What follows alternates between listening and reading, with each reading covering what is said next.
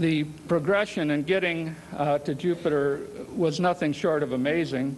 The project was started 20 years ago in October of 1977, and at that time we were going to launch in January of 1982, just 5 years later, on a three-stage, so-called three-stage interim upper stage in the shuttle. Very shortly, within a couple years of start, it was announced that this would never be ready in time, nor would the shuttle. So we were moved to an 84 launch, and because the opportunity was not as good performance-wise, the geometry of Earth and Jupiter, we had to split the probe and orbiter into two separate launches and plan to build a separate carrier spacecraft. So we're going to have two launches on the shuttle with two of these three-stage inertial upper stages. Shortly after that, it was determined that this was no good either, and that we would save a lot of money by putting Galileo back together for a single launch on a Centaur that would be specially developed, a high-energy cryogenic rocket for the shuttle, to use up all the shuttle lifting capability, and that, in fact, would allow us to go on a direct trajectory with the whole spacecraft back together. And, in fact, it was in late 81 that it was determined, NASA determined that this was not affordable, and all we could use was the two-stage IUS. So we then planned to launch in May of 85, and JPL would build a kick stage to help get the energy, but we would still, in that case, have to go around the sun in a 2-year orbit, much like we did, and get a gravity assist from the Earth 2 years after launch in order to make this work. And it would not have given us 10 encounters. At best, it would have given us 8 encounters in the Jupiter system. But in fact, in the summer of 82, the Congress told NASA that they never intended that this be stopped and that this should be reinstated. We had by then lost enough time that we had to slip to an 86 launch, but of course the developers of this General Dynamics Condor had worked along pretty much, so it was only a 1-year slip in plan.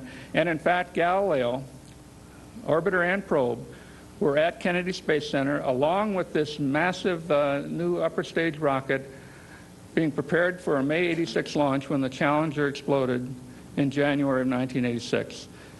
And to make a long story short, in the wake of that accident, it was determined that this high-energy stage was too dangerous to carry in the cargo bay.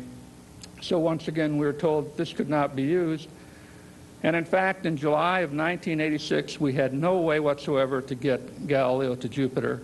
In fact, the only trajectory we knew would work was one to the Smithsonian Institution, which of course was not what we wanted. Then the trajectory designers here at JPL worked a miracle.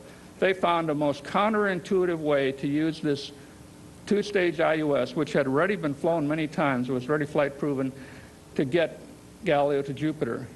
This stage normally could only get Galileo as far as Venus or Mars, nowhere near Jupiter, but they came up with a remarkable solution to the problem. So after that, I think you can appreciate how delighted, what an ecstatic experience it was on October the 18th of 1989 when we launched on the Shuttle Atlantis.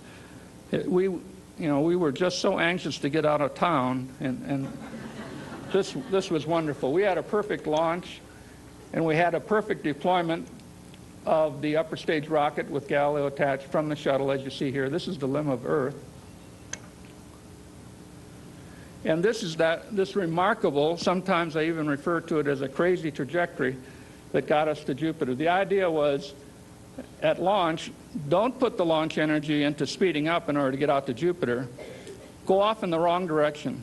Put all of the launch energy into a retro maneuver at Earth to slow down so that the Galileo fell in toward the sun and arrived at Venus, mind you, February of 90, got a gravity assist from Venus that put it on a trajectory back to the Earth. We flew by the Earth on December the 8th of 1990, got a precise gravity assist to put us in exactly a 2-year orbit around the sun, came back, and exactly 2 years later, December the 8th of 1992, got a final gravity assist from Earth and put us in a 6-year orbit around the sun, halfway around that orbit at the high point, 3 years after the assist.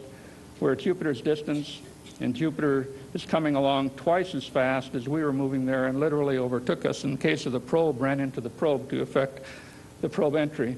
Now, I should mention, of course, that you don't get something for nothing. So each of these times we came by the Earth for a gravity assist, the Earth gravity accelerated Galileo, but Galileo, of course, pulled down the Earth and decelerated the Earth, slowed down the Earth. But it's in the ratio of the masses, so we didn't bother filing an environmental impact statement on that at all.